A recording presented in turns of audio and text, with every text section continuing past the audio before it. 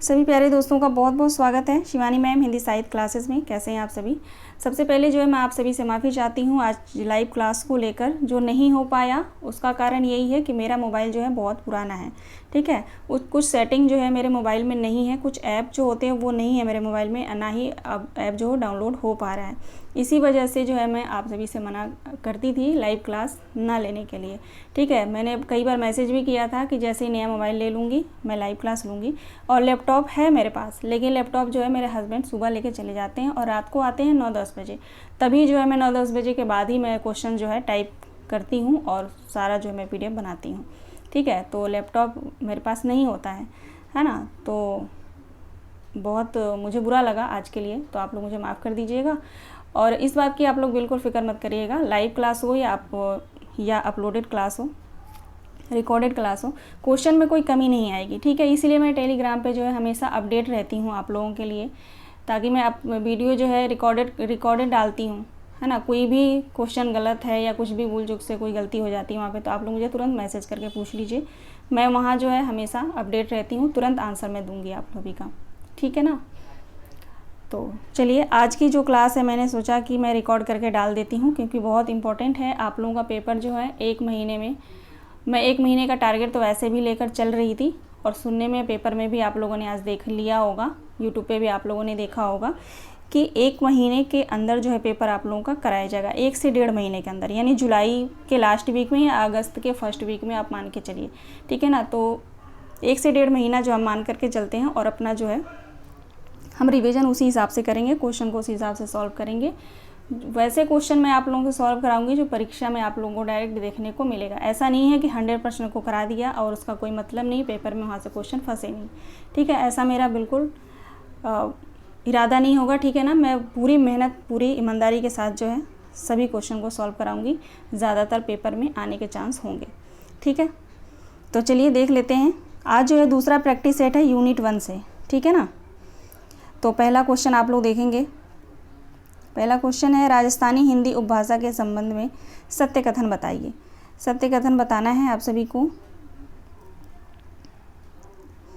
राजस्थानी हिंदी भाषा के संबंध में सत्य कथन बताइए। पहला ऑप्शन है राजस्थानी हिंदी उपभाषा ट वर्ग बहुला उपभाषा है।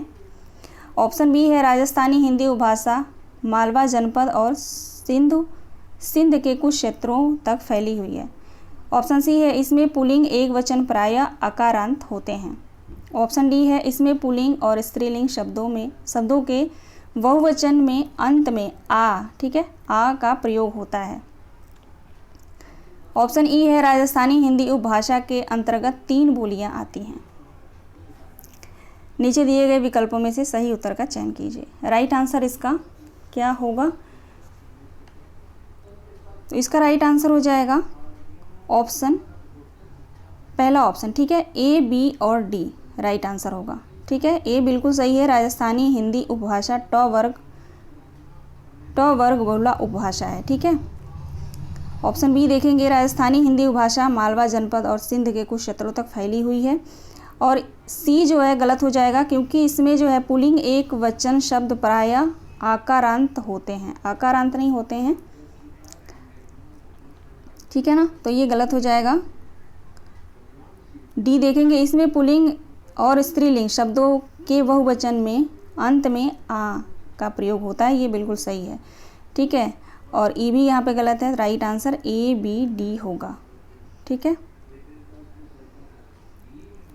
चलिए आगे देखते हैं क्वेश्चन नंबर 2। क्वेश्चन नंबर 2 देखेंगे निम्न में कौन सा स्थान बघेली बोली का क्षेत्र नहीं है। राइट आंसर क्या होगा? निम्न में कौन सा स्थान बघेली बोली का क्षेत्र नहीं है? राइट आंसर क्या होगा? तो जबलपुर भी है, फतेहपुर भी है, हमीरपुर भी है, सहारनपुर नहीं है। तो राइट आंसर हमारा ऑप्शन डी हो जाएगा, सहारनपुर, ठीक है। चलिए आगे देखते हैं। अगला प्रश्न है निम्नलिखित में कौन सा स्थान छत्तीसगढ़ी बोली का क्षेत्र माना जाता है। निम्नलिखित में कौन सा स्थान छत्तीसगढ़ी बोली का क्षेत्र माना जाता है? रायगढ़, मिर्ज़ापुर, जौनपुर, रायबरेली। राइट आंसर हो जाएगा ऑप्शन ए रायगढ़। ठीक है, रायगढ़। इसका जो आंसर बताएंगे आप लोग क्वेश्चन नंबर 4 का, किस उपवर्ग की बोलियों में सानुनासिक स्वरों की प्रधानता है। इस पीडीएफ से मैं पढ़ा रही थी, यहाँ पे देखिए मुझे लगा कि चलेगा, है ना, लाइव क्लास, तो यहाँ पे टिक मैंने लगा भी रखा है। ठीक है, किस उपवर्ग की बोलियों में सानुनासिक स्वरों की प्रधानता है। तो यहाँ पे जो डी है ना, ये गलत है। ठीक है, पहाड़ी हिंदी होगा, बी ऑप्शन सही होगा यहाँ पे। ठीक है, पहाड़ी हिंदी, ध्यान देंगे आप लोग, ये पहले से यहाँ पे ठीक है, ये जो ये गलत है। ठीक है, बी ऑप्शन सही होगा, पहाड़ी हिंदी। ठीक है, ये सभी क्वेश्चन जब मैं खुद से बनाई हूँ बुक से, ठीक है ना, तो इस क्वेश्चन को आप लोग इग्नोर मत करिएगा, ज़रूर ध्यान में रखिएगा। ठीक है, क्वेश्चन नंबर 5 देखेंगे, अवधी बोली के संबंध में कौन सा कथन सही है। ऑप्शन ए है मध्य देशी अवहट से अवधी का उदय माना जाता है। ऑप्शन बी है इस बोली के लिए कोसली वैश्यवाड़ी शब्दों का प्रयोग भी होता है। ऑप्शन सी है पंडित दामोदर शर्मा कृत उक्ति व्यक्ति प्रकरण में यह कौसली के रूप में मिलती है। ऑप्शन डी है वैश्यवाड़ी मिर्ज़ापुरी तथा बघौनी डॉक्टर भोलानाथ तिवारी के अनुसार अवधी की मुख्य उपबोलियां हैं। ठीक है, वैश्यवाड़ी, मिर्ज़ापुरी और बघौनी। ठीक है, डॉक्टर भोलानाथ तिवारी के अनुसार अवधी की मुख्य बोलियां हैं, उपबोलियां हैं। ठीक है, ऑप्शन ई है उपरोक्त सभी। ये अवधी बोली के संबंध में जो है ये कथन है, सभी बहुत महत्वपूर्ण है। ठीक है, राइट आंसर ऑप्शन ई होगा इसका। सभी एक एक पॉइंट को आप लोग ध्यान रखिएगा। ठीक है, क्योंकि बोली से जो 100% प्रश्न आएगा ही आएगा। इस बार 1 आया था, अगली बार 2 से 3 भी आ सकता है। ठीक है, और ऑनलाइन अगर पेपर हुआ तब तो यहाँ से जो है 3 से 4 प्रश्न देखने को आपको ज़रूर मिलेगा। ठीक है, क्वेश्चन नंबर 6 देखिए, तुलसीदास जी ने अवधी को कौन सी भाषा कहा है। गांव की भाषा, देश की भाषा, विदेश की भाषा, उपरोक्त में से कोई नहीं। तुलसीदास जी ने अवधी को कौन सी भाषा कहा है। गांव की भाषा। ठीक है, राइट आंसर ऑप्शन ए होगा, गांव की भाषा। सूची 1 को सूची 2 से मिलान कीजिए। सूची 1 को सूची 2 से मिलान कीजिए। राइट आंसर क्या होगा। देखिए, पहला ऑप्शन है हिंदी व्याकरण की रूपरेखा, इसकी जो हो जाएंगे दिमशित्व। ठीक है, किसका ग्रंथ है ये, दिमशित्व का। और व्याकरण दर्पण जो है शिवपूजन सहाय का। परिष्कृत हिंदी व्याकरण बद्रीनाथ कपूर का। और बृहद हिंदी भास्कर, ये जो है वचनदेव कुमार का। 2, 3, 4, 1 ऑप्शन ए राइट आंसर होगा, 2, 3, 4, 1। ठीक है, अगला प्रश्न देखते हैं, मैथिली बोली के संदर्भ में विचार कीजिए। ऑप्शन ए है मैथिली में छ और ल ध्वनियों का अत्यधिक प्रयोग होता है। ऑप्शन बी है मैथिली की 5 उपबोलियां हैं। ऑप्शन सी है मैथिली में प्रयुक्त सर्वनाम है आहा, ओकर, एकर आदि। ऑप्शन डी है मैथिली संविधान के 9वीं अनुसूची में शामिल है। ऑप्शन ई है इसकी क्रियाओं में कोई लिंग भेद नहीं होता है। बताइए राइट आंसर इसका क्या होगा। संदर्भ में विचार, मैथिली बोली के संदर्भ में विचार कीजिए, यानी सही ऑप्शन बताना है इसमें। ठीक है, चलिए देखते हैं। ऑप्शन ए बिल्कुल सही है। ध्यान रखिएगा आप लोग, मैथिली बोली में जो है छ और ल ध्वनियों का अत्यधिक प्रयोग होता है। ठीक है, इसको 1 लाइनर में पूछा जा सकता है। ठीक है, ऑप्शन सी बिल्कुल सही है, मैथिली में प्रयुक्त सर्वनाम आहा, ओकर, एकर है। ठीक है, उसके बाद डी ऑप्शन सही होगा, मैथिली संविधान के 9वीं अनुसूची में शामिल है। ठीक है, नहीं, मैथिली 9वीं अनुसूची में कहाँ शामिल है, गलत है, डी ऑप्शन गलत है। ठीक है, डी ऑप्शन गलत है, ए सही है, सी सही है। ठीक है, ई सही है। ठीक है, बी और डी गलत है, ए, सी, ई सही है बिल्कुल। ठीक, देख लेते हैं option D. Option D right answer होगा। ठीक है, और ये गलत क्यों है? मैथिली की जो है 5 उपबोलियाँ नहीं हैं, 6 उपबोलियाँ हैं। ध्यान रखेंगे आप लोग, 6 उपबोलियाँ हैं। और आप सभी को पता ही है मैथिली संविधान के 9वीं अनुसूची में शामिल नहीं है। ठीक है, यहाँ पे है लिखा हुआ है 8वीं अनुसूची में शामिल है। ठीक है, 8वीं अनुसूची में। ठीक, तो इसलिए दोनों ऑप्शन गलत हो जाएगा। राइट आंसर हमारा ऑप्शन डी हो जाएगा। चलिए आगे देखते हैं। अगला प्रश्न है, लोरिक और गोपी चंद के लोकगीत बहुत लोकप्रिय हैं। किसमें? मगही में, मैथिली के, या भोजपुरी, या मालवी। ठीक है, एक लोरिक और गोपी चंद ये लोकगीत हैं जो बहुत जो है लोकप्रिय गीत माने जाते हैं। तो किसके जो है ये हैं दोनों गीत? मगही, मैथिली, भोजपुरी, या मालवी। राइट आंसर क्या होगा? तो इसका राइट आंसर हो जाएगा मगही। ध्यान रखेंगे आप लोग, पूछा जा सकता है। ठीक है ना, मगही। क्वेश्चन नंबर 10 देखेंगे, निम्नलिखित में से किस साहित्यकार का साहित्य दक्षिणी में नहीं है? राइट आंसर क्या होगा? निम्नलिखित में किस साहित्यकार का साहित्य दक्षिणी में नहीं है?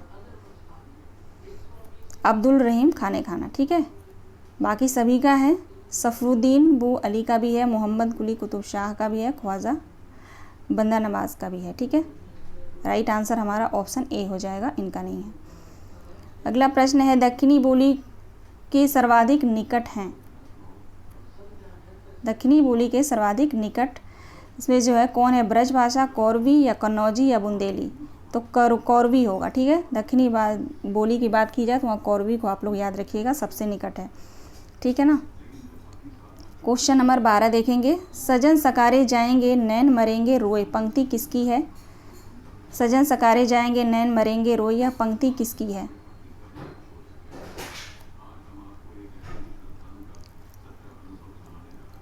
क्वेश्चन नंबर 12 का राइट आंसर हो जाएगा ऑप्शन सी, सफरुद्दीन बू अली कलंदर। ठीक है, चलिए आगे देखते हैं।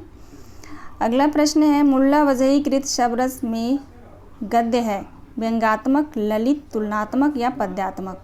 कैसा गद्य है? शबरस। शबरस जो कृत है ये किसकी है? मुल्ला वजही की है। ठीक है, तो इसमें जो है ललित गद्य मिलता है। ठीक है, ललित। राइट आंसर बी होगा। आगे देखेंगे। अगला प्रश्न है, दक्षिणी की प्राचीनतम रचना है। दक्षिणी की प्राचीनतम रचना कौन सा है? सबसे प्राचीनतम रचना दक्षिणी का कौन सा होगा? ठीक है, राइट आंसर ऑप्शन ए होगा, गेसुद राज का मेराजुल आस्किन। ठीक है, चलिए आगे देखेंगे। अगला प्रश्न है, दक्षिणी के संदर्भ में कौन सा कथन सही है? दक्षिणी के संदर्भ में कौन सा कथन यहाँ पे सही है? राइट आंसर ऑप्शन बी होगा, दक्षिणी गद्य अधिकतर सूफी और इस्लामी फ़कीरों द्वारा लिखा गया है। ये बिल्कुल सही है। ठीक है, चलिए आगे देखते हैं। क्वेश्चन नंबर, टोटल प्रश्न जो है यहाँ पे 45 होंगे, 45 प्रश्न हैं। ठीक है, लेकिन मोस्ट इम्पोर्टेंट है। ठीक है, क्वेश्चन नंबर 16 देखिए, सूची ए को सूची 2 से मिलान करना है। इधर जो भाषा दिया गया है और रचना। राइट आंसर इसका क्या होगा?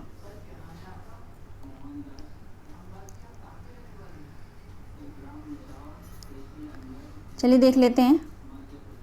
अवहट प्रबंध चिंतामणि। ठीक है, अवहट में है। और ब्रज भाषा का यहाँ पे जो है हो जाएगा भंवर गीत, अवधि, अवधि जो है मधुमालती, और खड़ी बोली में जो है प्रिय प्रवास। राइट आंसर ऑप्शन डी होगा, 3, 1, 5, 2। 3 है ना, ये यहाँ पे है कीर्ति लता। 1 मिनट, कीर्ति लता नहीं होगा। अवहट जो है हो जाएगा यहाँ पे प्रबंध चिंतामणि। ठीक है ना, और ब्रज भाषा भंवर गीत, अवधि, मधुमालती, खड़ी बोली, प्रिय प्रवास। 3, 1, 5, 2।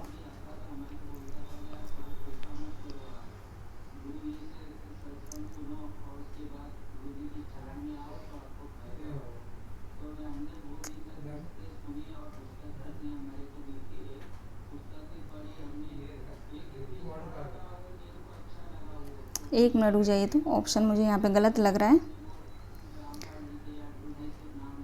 प्रबंध चिंतामणि यहाँ कैसे होगा?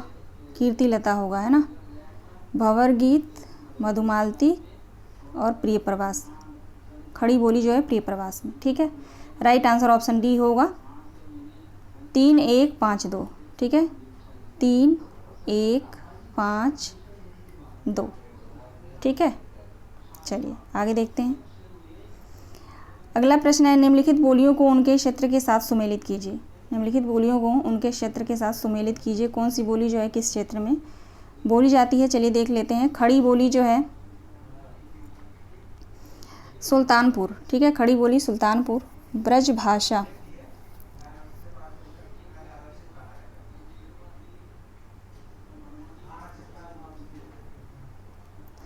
खड़ी बोली जो है बिजनौर हो जाएगा, है ना, सुल्तानपुर में भी बिजनौर होगा, ठीक है। और ब्रज भाषा जो है आगरा हो जाएगा, बांगरू करनाल होगा, और अवधी जो है सुल्तानपुर होगा, ठीक है।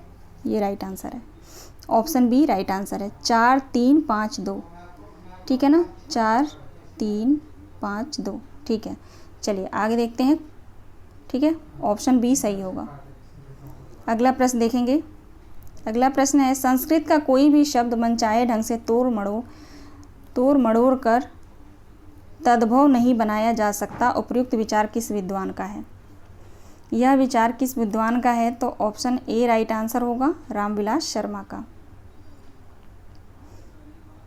चलिए आगे देखते हैं। अगला प्रश्न है, इनमें कौन सी बोली बिहारी हिंदी वर्ग में नहीं आती? बताइए राइट आंसर इसमें कौन सा होगा? इनमें से कौन सी बोली बिहारी हिंदी वर्ग में नहीं आती है? तो छत्तीसगढ़ी, ठीक है। बिहारी हिंदी में तीनों आएगा, भोजपुरी, मैथिली, मगही। छत्तीसगढ़ी जो है पूर्वी हिंदी के अंतर्गत आता है ना। अगला प्रश्न देखेंगे, निम्नलिखित बोलियों को उनके क्षेत्रों के साथ सुमेलित कीजिए। निम्नलिखित बोलियों को उनके क्षेत्रों के साथ सुमेलित कीजिए। क्वेश्चन नंबर 25 कह रही हूँ, 20। देखते हैं, पहाड़ी और पश्चिमी पहाड़ी, ठीक है, ये जो है शिमला हो जाएगा इसका। मध्यवर्ती पहाड़ी गढ़वाल हो जाएगा। भोजपुरी पटना हो जाएगा, और मगही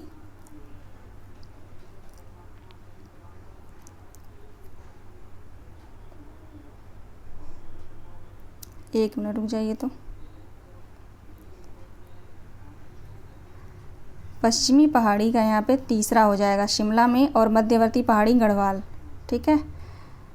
और भोजपुरी जो है गाजीपुर, ठीक है, गाजीपुर, और मगही पटना, मगही पटना हो जाएगा, ठीक है। अब सही है, राइट आंसर ऑप्शन सी हो जाएगा, 3 1 4 2, ठीक है ना, 3 1 4 2, ठीक, ऑप्शन सी राइट आंसर होगा। चलिए ये देख रहे हैं ना, पश्चिमी पहाड़ी, मध्यवर्ती पहाड़ी, भोजपुरी, मगही, इन सबका याद रखिएगा। ये कन्फ्यूजन देखने में आसान है, लेकिन कन्फ्यूजन ज़रूर होगा अगर ये आया क्वेश्चन तो, ठीक है ना। अगला प्रश्न है, भाषा की उत्पत्ति के संबंध में निम्नलिखित सिद्धांतों को उनके प्रतिपादकों के साथ सुमेलित कीजिए। भाषा की उत्पत्ति के संबंध में निम्नलिखित सिद्धांतों को उनके प्रतिपादकों के साथ सुमेलित कीजिए। राइट आंसर क्या होगा? क्वेश्चन नंबर 21 का राइट आंसर क्या होगा? चलिए देखते हैं। धातु सिद्धांत, धातु सिद्धांत जो है हेज का है, ठीक है। और यो हे हो सिद्धांत ये किसका है? तो ये न्यावर का है, ठीक है, न्यावर। इंगित सिद्धांत ये हो जाएगा राय। और संपर्क सिद्धांत ये हो जाएगा रवेज, ठीक है। राइट आंसर ऑप्शन सी होगा, 5 4 3 2, 5 4 3 2 राइट आंसर होगा, ठीक है। ऑप्शन सी सही जवाब है। ये क्वेश्चन आप लोग ध्यान रखिएगा, ठीक है। चलिए आगे देखते हैं। निम्नलिखित भाषा रूपों को उनके प्रयोक्ताओं को सुमेलित कीजिए। Question number 22।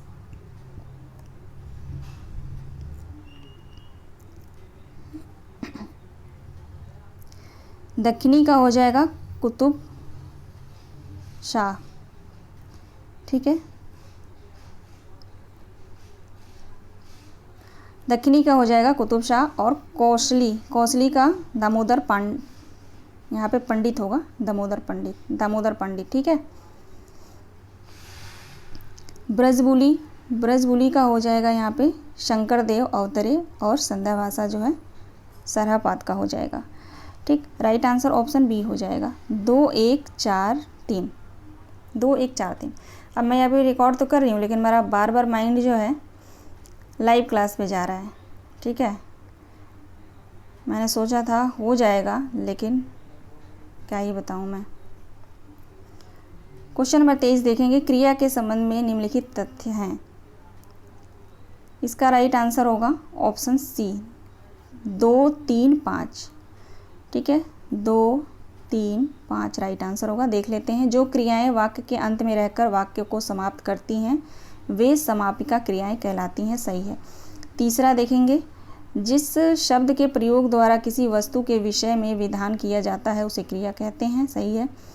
ऑप्शन 5 देखेंगे, क्रिया के मूल अंश को धातु कहते हैं, ये भी सही है, ठीक है। 2 3 5 बिल्कुल सही है, ठीक है ना। अब चौथा है गलत हो जाएगा, यहाँ पे पहला भी गलत है, ठीक है। अकर्मक, चौथा देखते हैं, अकर्मक क्रिया में किसी कर्म का होना अनिवार्य है, ऐसा नहीं है। अकर्मक जो है क्रिया में किसी कर्म का होना अनिवार्य है, ये जो है गलत हो जाएगा, ठीक है ना। तो 1 और 4 गलत है, राइट आंसर 2 3 5 हो जाएगा, ठीक है, ऑप्शन सी। आगे चलिए, आगे देखते हैं। अगला प्रश्न है, सूची 1 को सूची 2 से मिलान कीजिए। सूची 1 को सूची 2 से मिलान कीजिए, क्वेश्चन नंबर 24।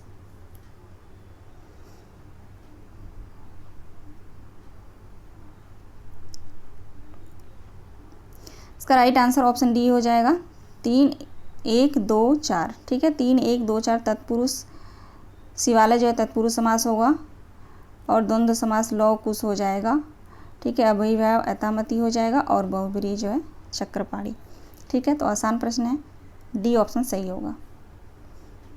आगे देखते हैं, अगला प्रश्न है, देवनागरी लिपि के मानकीकरण के प्रयासों को पहले से बाद के क्रम में लगाइए।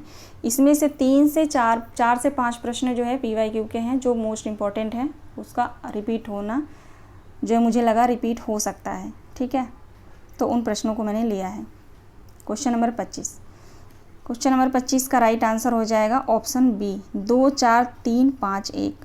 सबसे पहले महादेव गोविंद रनाडे के सुझाव, ठीक है, 2। फिर चौथा आएगा महाराष्ट्र साहित्य परिषद पुणे द्वारा गठित लिपि सुधार समिति।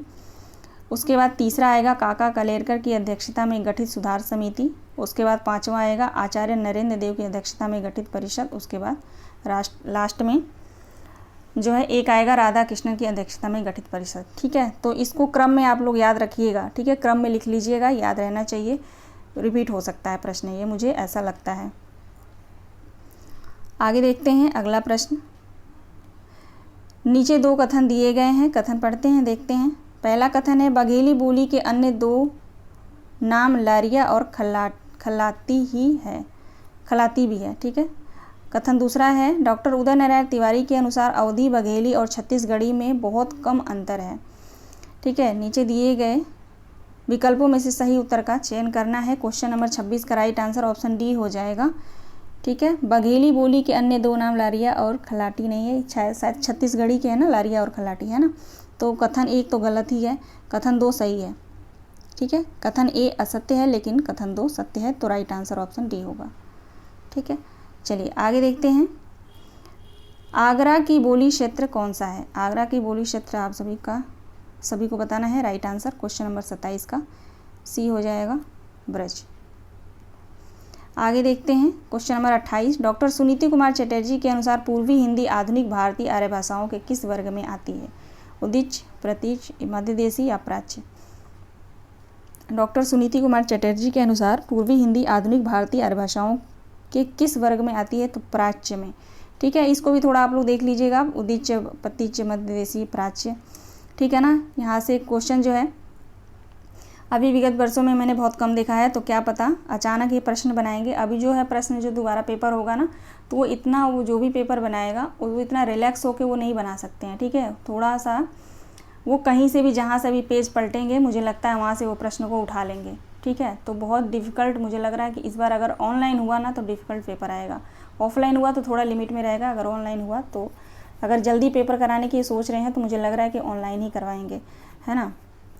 तो इसको ज़रा आप लोग देख लेंगे। अगला प्रश्न है, डॉक्टर धीरेन्द्र वर्मा ने वैदिक ध्वनियों की संख्या कितनी मानी है? डॉक्टर धीरेन्द्र वर्मा ने वैदिक ध्वनियों की संख्या कितनी मानी है? तो 13 स्वर और 38 व्यंजन, कुल जो है 51। ठीक है ना, यहाँ पे 51 हो जाएगा, इसको काट दीजिए यहाँ पे। ठीक है, धीरेन्द्र वर्मा के अनुसार वैदिक ध्वनियों की संख्या कितनी है? 13 स्वर है और 38 व्यंजन है, टोटल कितने हैं? 51। ठीक है, अगला प्रश्न है, निम्नलिखित रचनाओं को उनकी भाषा के साथ सुमेलित कीजिए। निम्नलिखित रचनाओं को उनकी भाषा के साथ सुमेलित कीजिए। Question number 30। क्वेश्चन नंबर 30 देखते हैं। कवितावली, कवितावली जो है ब्रजभाषा में है, पृथ्वीराज रासो जो है पिंगल में है, और वैरवै नायिका भेद ये जो है अवधी में है, और अमीर खुसरो की मुकरियाँ जो है खड़ी बोली में है ना। तो राइट आंसर 2 1 4 3, 2 1 4 3, 2 1 4 3 ऑप्शन डी देखते हैं, डी ऑप्शन। ठीक है, 2 1 4 3 राइट आंसर होगा। अगला प्रश्न है, सिंधी भाषा का विकास अपभ्रंश की किस बोली से माना जाता है? तो ब्राचड़ राइट आंसर हो जाएगा, आसान प्रश्न है ये। ठीक है, अगला प्रश्न है, इनमें से कौन सी भाषा भारतीय संविधान की 8वीं अनुसूची में नहीं है? बताइए। यहाँ से भी प्रश्न आना अनिवार्य है, तो 8वीं अनुसूची में जो है जितनी भाषाएं सम्मिलित हैं उनको आप लोग याद रखिएगा। ठीक है, हमेशा ऐसी, जितने भी मैंने PYQ देखा तो प्रश्न ऐसे ही आया है कि भारतीय संविधान की 8वीं अनुसूची में कौन सी भाषा नहीं है। ठीक है, तो ऐसे ही प्रश्न यहाँ पर पूछा जा रहा है। ठीक है, तो राइट आंसर ऑप्शन डी हो जाएगा, भोजपुरी नहीं है। अगला प्रश्न है, इनमें से किस शब्द में उपसर्ग नहीं है? अपमान में, अपराध में, अपयश में, अपमति में। इसमें जो है आप सभी को बताना है किसमें उपसर्ग नहीं लगा हुआ है। तो अप प्लस मान, ये इसमें तो लगा हुआ है, अप यश, यश भी लगा हुआ है इसमें भी, अपमति इसमें भी है, अपराध में। ठीक है, राध कोई शब्द नहीं है। ठीक है ना, तो राइट आंसर ऑप्शन बी हो जाएगा। आगे देखते हैं क्वेश्चन नंबर 34। इनमें से किसको संविधान की 8वीं अनुसूची में सम्मिलित नहीं किया गया है? इनमें से किसको संविधान की 8वीं अनुसूची में सम्मिलित नहीं किया गया है? क्वेश्चन नंबर 34 का राइट आंसर हो जाएगा ब्रज। ठीक है, देखिए ना, दोबारा प्रश्न है ये, मैं PYQ से ली हूँ इन प्रश्नों को। इनमें से किसको संविधान की 8वीं अनुसूची में सम्मिलित नहीं किया गया है? जितना भी आप अगर प्रश्न देखेंगे तो PYQ के, अगर संविधान से जो प्रश्न आया है 8वीं अनुसूची को लेकर, उसमें जो है यही दिया गया है कि कौन सा सम्मिलित नहीं है। ठीक है, तो ब्रज। क्वेश्चन नंबर 35 देखेंगे। भारोपी परिवार की भाषा नहीं है? Celtic, Italic, Germanic, Siouan. तो मुझे लग रहा है आप लोग को पता होगा, ये केल्टिक भी है, इतालिक भी है, जर्मनिक भी है, डी नहीं है। ठीक है, सियोयन राइट आंसर ऑप्शन डी हो जाएगा। क्वेश्चन नंबर 36 देखिएगा, छोटा करती हूँ थोड़ा।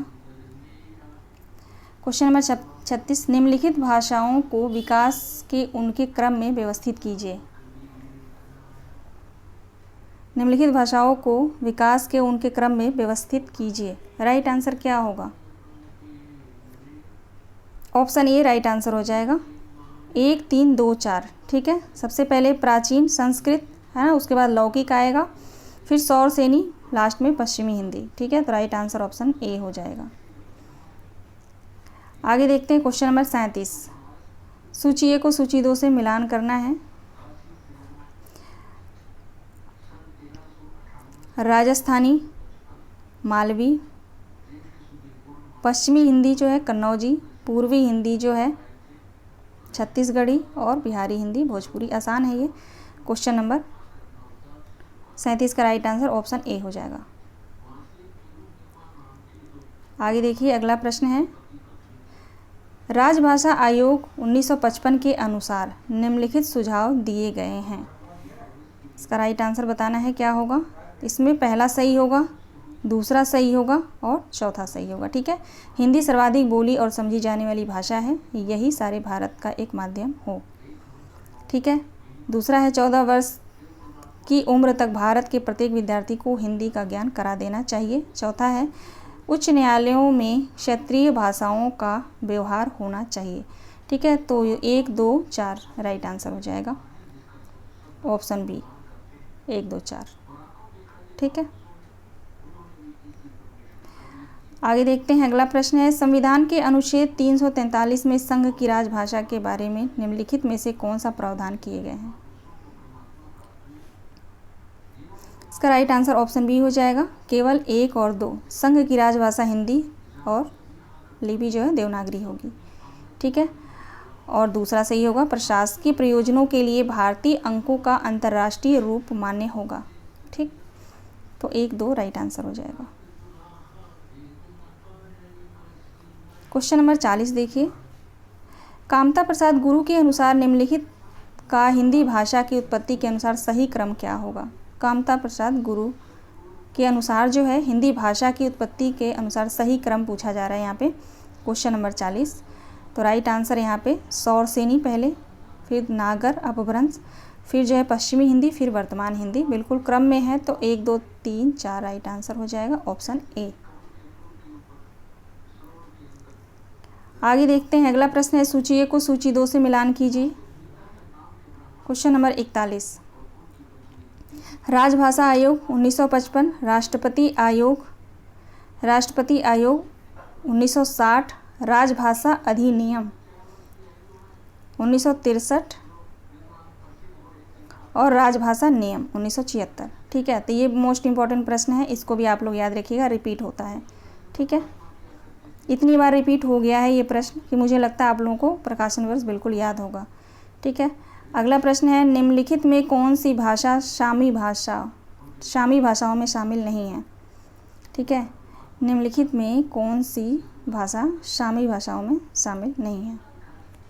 राइट आंसर क्या होगा क्वेश्चन नंबर 42 का डी फारसी। ठीक है, इब्रानी भी है, अरबी भी है, हब्सी भी है, फारसी नहीं है। ठीक है, नहीं पूछा गया है। क्वेश्चन नंबर 43 देखेंगे। सूची 1 को सूची 2 से मिलान करना है। सूची 1 को सूची 2 से मिलान करना है। ये भी PYQ का क्वेश्चन है, दोबारा आया तो इसको मैंने लिया है। ठीक है, एक ऑप्शन इसमें थोड़ा सा डिफरेंस है, बाकी सब सेम है। राष्ट्रपति आदेश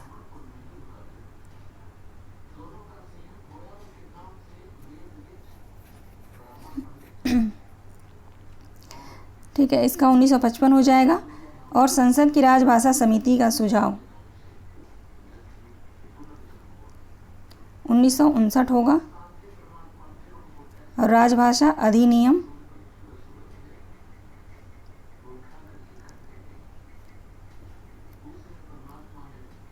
और डी का ए हो जाएगा 1968। ठीक है, राइट आंसर ऑप्शन डी हो जाएगा 2 3 4 1। ठीक है, संकल्प जो है 1968 में है और राजभाषा अधिनियम जो है 1963 में है। और राजभाषा यहीं पे नियम होता, राजभाषा नियम, तो वो 76 हो जाता।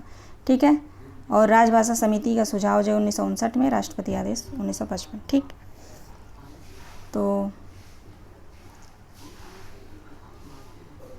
यहाँ पे राष्ट्रपति आदेश 1955 नहीं है ना, टाइपिंग में मिस्टेक है यहाँ पे, 1952 में है। ठीक है, अच्छा ठीक है, इसको काट दे रही हूँ, 1952 है राष्ट्रपति आदेश, वही मैं सोच रही थी, यहाँ पे टाइपिंग में थोड़ा सा मिस्टेक है। ठीक है ना, लेकिन ये PYQ का क्वेश्चन है। ठीक है, वहाँ पे यही सेम लिखा हुआ था, मैंने सेम लिया है वहीं से, देखो। ठीक है, ये 2019 या 18 के PYQ से मैंने लिया है। ठीक है, एक बार आप लोग चेक करिएगा, वहाँ पे 1955 ही दिया है। ठीक है, लेकिन राष्ट्रपति आदेश जो है 1952 में है, आप लोग ध्यान रखिएगा। राजभाषा आयोग 1955 में है। ठीक है, संसदीय राजभाषा समिति ये बिल्कुल सही है, 1959 है, बाकी सब सही है, यही थोड़ा सा गलत था, लेकिन मैंने इसको काट के 1952 लिख दिया। तो ठीक है, हमारा राइट आंसर ऑप्शन डी ही होगा। अगला प्रश्न है निम्नलिखित में अविवृत ध्वनि किस बोली की विशेषता है। ठीक है, इस तरह के क्वेश्चन बहुत बन रहे हैं। ठीक है, तो आप लोग ध्यान रखिएगा, मैंने भी लिया है ऐसे प्रश्न। आप जो पढ़ते हैं ना यूनिट 1, तो इस बात का आप लोग ध्यान रखिएगा कि कौन सी जो है विपरीत ध्वनि है, कौन सा संवृत है, कौन सा अर्ध विपरीत है, कौन सा अर्ध संवृत है।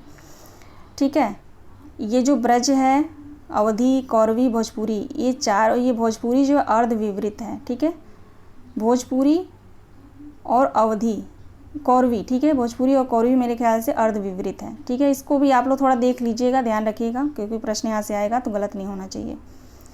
ठीक है, क्वेश्चन नंबर 44 का राइट आंसर हो जाएगा ऑप्शन ए।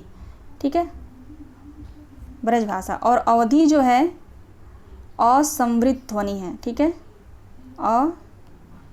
असंवृत ध्वनि है।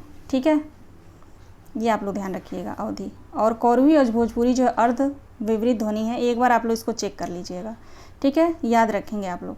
आगे देखेंगे, आज का लास्ट प्रश्न है, ग्रीम नियम किस भाषा की ध्वनियों से संबंधित है? ग्रीम नियम, क्वेश्चन नंबर 45। ग्रीम नियम किस भाषा की ध्वनियों से संबंधित है? तो जर्मन। ठीक है, राइट आंसर ऑप्शन ए होगा। ठीक है, तो टोटल जो है 45 प्रश्न थे। लेट हो गया, लेकिन मैंने इसको अपलोड किया क्योंकि ये प्रश्न जो है आप लोगों के पास पहुंचना मुझे लगा बहुत ज़रूरी है, क्योंकि पेपर नज़दीक है। कभी भी जो है शेड्यूल आप लोगों को बताया जा सकता है एनटीए की तरफ से, है ना। तो ये मत आप लोग सोच के बैठिएगा कि पेपर जो है बाद में होगा, रिलैक्स हो जाऊँ, चाहे जो भी है। आप लोग जो पढ़े हैं ना वो भी गायब हो जाएगा। ठीक है ना, तो लापरवाही बिल्कुल नहीं करिएगा। मैं अपडेट रहूँगी हमेशा, बेशक मैं लाइव नहीं ले रही हूँ। थोड़ा सा आपको पता ही है आजकल मोबाइल जो है इतना सस्ता नहीं आता, बेकार मैं सस्ता लेकर के कोई फ़ायदा नहीं है ना। थोड़ा लूँगी तो अच्छा लूँगी, ताकि उससे मेरा काम हो अच्छे से। ठीक ना, तो थोड़ा सा आप लोग कोऑपरेट करिए मेरे साथ। ठीक है, बाकी तो आप लोग हैं ही हैं, है ना। तो चलिए मिलते हैं नेक्स्ट वीडियो में। सभी दोस्तों का बहुत बहुत धन्यवाद। क्लास को शेयर कर दीजिएगा और कमेंट करिएगा मेरे पास कैसा रहा क्वेश्चन। ठीक है, लाइक भी कर दीजिएगा आप लोग। ठीक है, और जो भी भाई बहन मेरे चैनल पर नए हैं उनसे जो है मैं निवेदन करती हूँ कि आप लोग जो है चैनल को सब्सक्राइब कर लीजिएगा। ठीक है ना, बेल आइकन को प्रेस कर लीजिएगा, ताकि जो है नोटिफिकेशन आपके पास आसानी से आए।